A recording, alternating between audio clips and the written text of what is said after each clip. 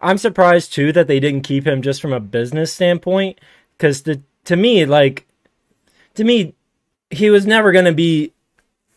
I don't want to say he was never going to be an impact player, but he was never going to be like probably even their second or third tight end. I thought he would be special teams and probably have some packages in the offense, but I never once thought that he was going to be an impact player at tight end.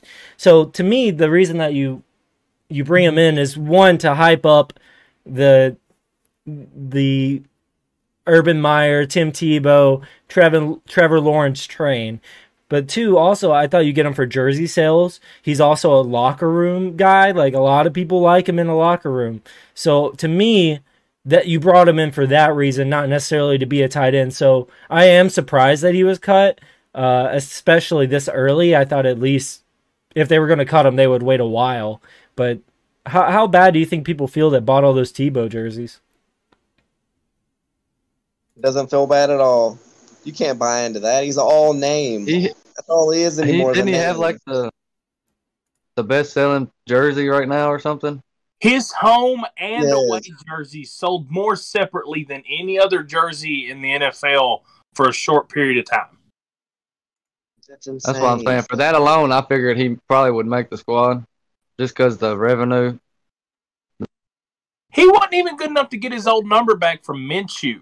There's no way he was going to be good enough to make the roster.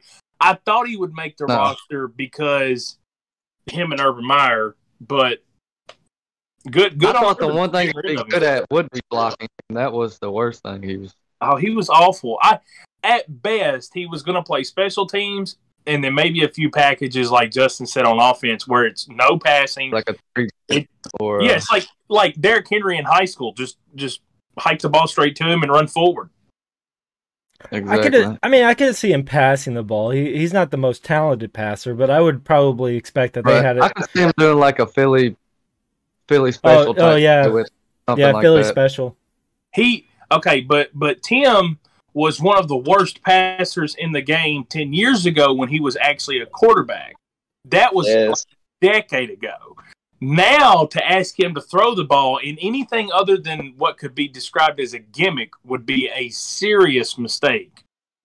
I'm not saying that he would get even 10 passes all season long. I'm saying, like, I'm sure there was at least a play. That's fair. No, that's fair. Absolutely. It literally would have just been a secret weapon for one play a season. Just hoping nobody caught on or forgot about him. Hey, but all you need is that one play, especially if you make it to the Super Bowl. So, not that the Jacksonville, I guess, is planning on doing that, though. Now I think about saying that, probably not going to make it to the Super Bowl anyways. So, I don't know. Maybe it had to do something with taking the pressure off of Trevor Lawrence. Everybody focuses on Tim Tebow and kind of lets Trevor Lawrence sit back in the corner by himself and try and do his thing a little bit.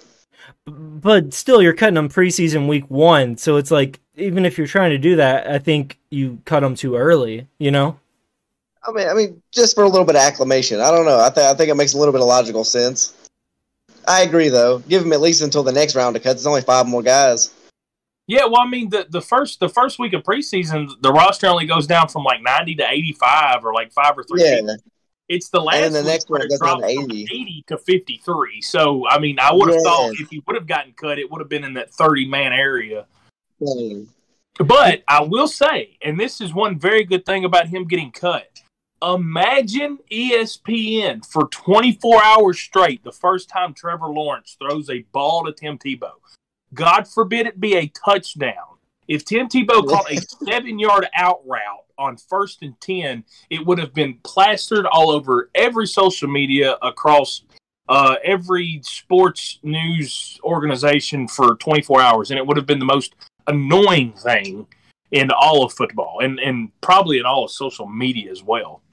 Oh, yeah, no doubt. Like, the hype behind Tim Tebow catching a touchdown, yeah, it would have been...